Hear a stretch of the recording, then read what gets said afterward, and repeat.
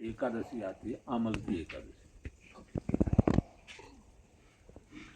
उस दिन वो लोग पांडव लोग यहाँ आए,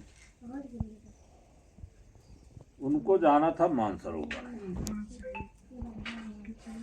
कुंती ने युधिष्ठिर से कहा कि हे युधिष्ठिर, महाराज पांडु की आज श्राद्ध की तिथि है,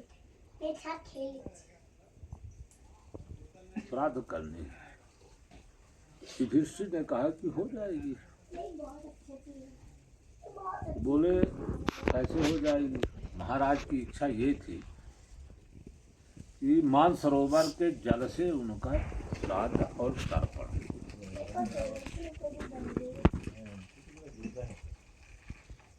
तो बोले हो जाएगी। युधिष्ठिर ने अर्जुन से कहा कि अर्जुन गांडीव उठाओ, अब मानसरोवर का संधान करो, बाण मारो और मानसरोवर का जल लेके आओ। तो उन्होंने गांडीव उठाया, स्मरण किया मानसरोवर का और बाण मारा, तो उसका मानसरोवर की धारा आ गई। उन्होंने श्राद्ध किया, तर्पण किया, आदि जो भी कार्यक्रम है वो किया। इसके बाद यहाँ से मानसरोवर की यात्रा प्रारंभ की। इसका वर्णन मिलता है स्कंद पुराण के मानस खंड के 65वें अध्याय। महाभारत के वन पर्व में ऐसा लोगों ने बताया कि उसमें भी है, हमने तो देखा नहीं, पर यहाँ के जो पहाड़ के बुद्धिजीवी हैं उन लोगों ने बताया कि इस बात के लिए है। उस महाभारत के वन पर्व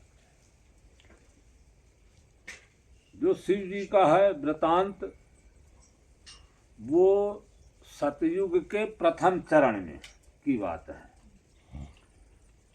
शिव जी का एक गण था निकुंभ नाम का, वो यहाँ तपस्या कर रहा था।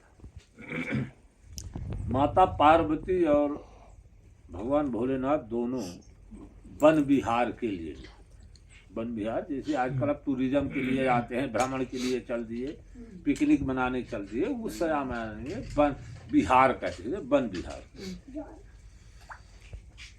आए। तो माता पार्वती ने शिव जी से कहा कि महादेव, आपका प्रिय गण निकुंभ यहाँ तपस्या कर रहा है, चलिए उससे मिले।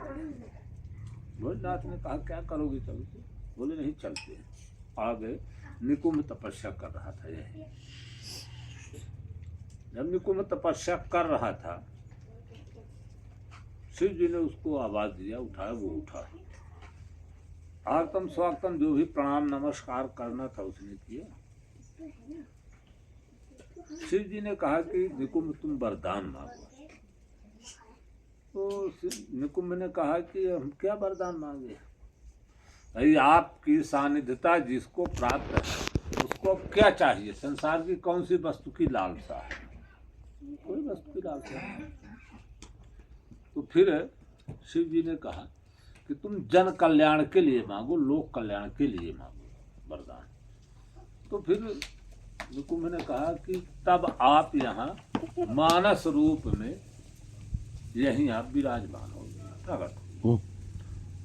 तो वो जो शिवलिंग है, वो शिवलिंग यहाँ, वो जो शिव जी थे वो प्रकट हो गए इधर। हाँ, अंदर मंदिर में, मंदिर तो वो प्रकट हुए। तब से इसका मानसेश्वर महादेव, मूल रूप इसका जो है मानेश्वर नहीं, मानसेश्वर महादेव। अब उसका अपभ्रंश होते होते मानेश्वर हो गया, मानेश्वर से मानेसर हो गया, है ना। ये अपभ्रंश है।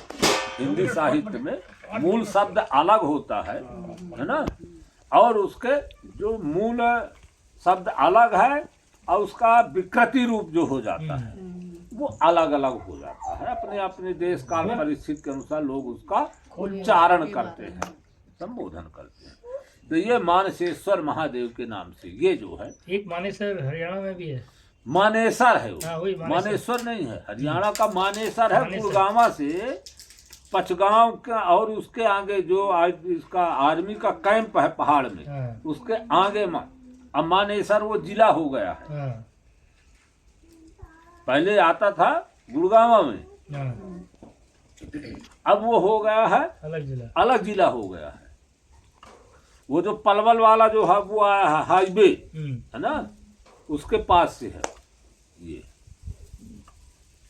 ऐसा है।